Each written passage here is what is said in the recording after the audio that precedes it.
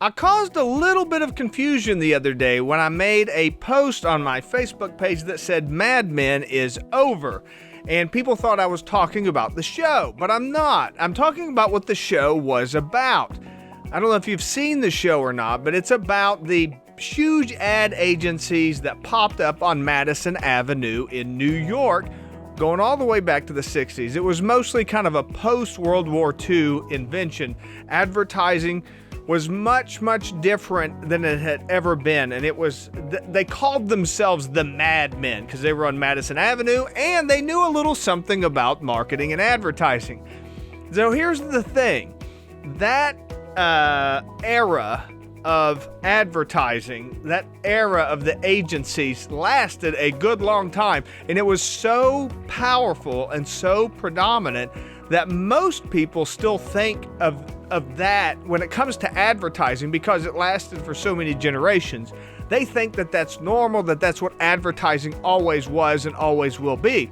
And that's kind of the gigantic pitches where you have these marketing geniuses. They come in, they throw a great big pitch in front of the big muckety-muck advertisers, the CEOs or the corporate people, the board of directors, and they wow them with all this kind of stuff, and then they spend millions and millions of dollars to develop this campaign. The campaign is then top down. It goes through all these different iterations, and it goes out to print and in newspapers and magazines, and it goes into billboards, and it goes into television, broadcast, and radio, and all this stuff is top-down designed, and all of this is from that kind of madman approach to marketing. And I'm here to tell you that approach is 100% dead, and I can tell you that it's dead because of what happened with the Super Bowl on Sunday.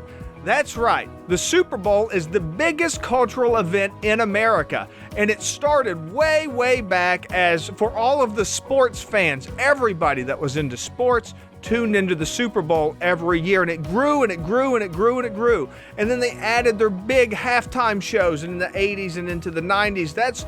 You got like the norm, you had the sports fans already, and then you had like the normies would tune in to watch the halftime show, and then you got even more of the normies would tune in to watch the commercials. This was all huge cultural moment type stuff. Companies would wait until the Super Bowl to release their big kind of anchor pieces for their advertising because there were so many eyeballs on there. As a matter of fact, if you're of a certain age, if you're the same age as me, I can just go, "What's up?" and you will immediately know exactly what I'm talking about, because the advertising that was around the Super Bowl at that time was so powerful, was so intense, was so top-down heavy that the tastemakers would actually create culture using these moments, because that's where all the attention was. That's where everybody was watching. That's what everybody was paying attention to. They were watching the game, and if they weren't watching the game, they were hanging out with their friends who were watching the game so that they could watch the commercials. And advertisers paid millions and millions to get on these eyeballs. But what happened in 2026? What happened that changed everything? Well, first off, these are preliminary releases from Samba TV, but it looks like there was at least a 13% drop-off in the number of people that watched the Super Bowl. And maybe even more significantly, there was a substantial threat of counter-programming. It looks like a sizable chunk of the audience actually watched an alternative halftime show. Now, this is something that's never happened before. There's sometimes counter-programming, like the Puppy Bowl or something like that for people that aren't into sports to watch, but this was something totally different. This was people watching an alternative to the Super Bowl. This changes everything. And not only that, but I don't know about you, but I haven't heard one person mention a single commercial.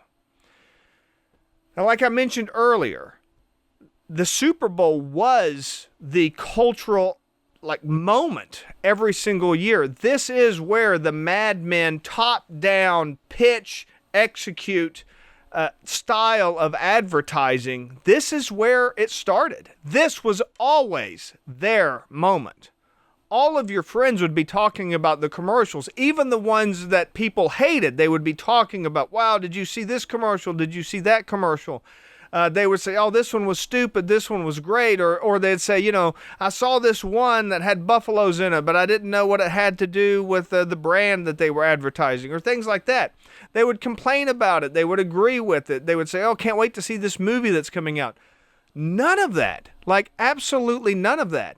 The biggest topic that's come out is the controversy between whether or not you watched the actual Super Bowl halftime show or whether or not you watched the alternative Super Bowl halftime show. And I think that I don't see how that could be anything except for a watershed moment for the whole structure of this kind of top-down, campaign-based pitch and then run advertising model that people have had for a very, very long time.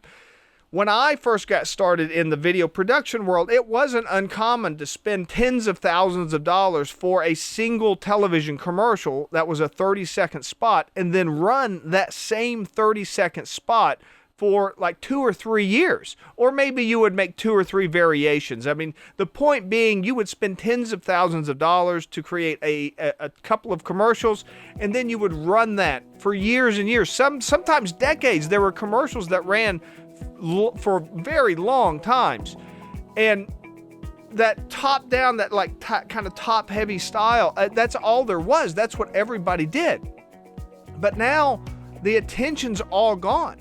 Nobody's watching the big broadcast stuff anymore.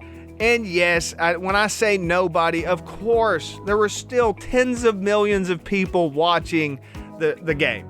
So to say that it's all over and nobody watches football anymore is not what I'm saying.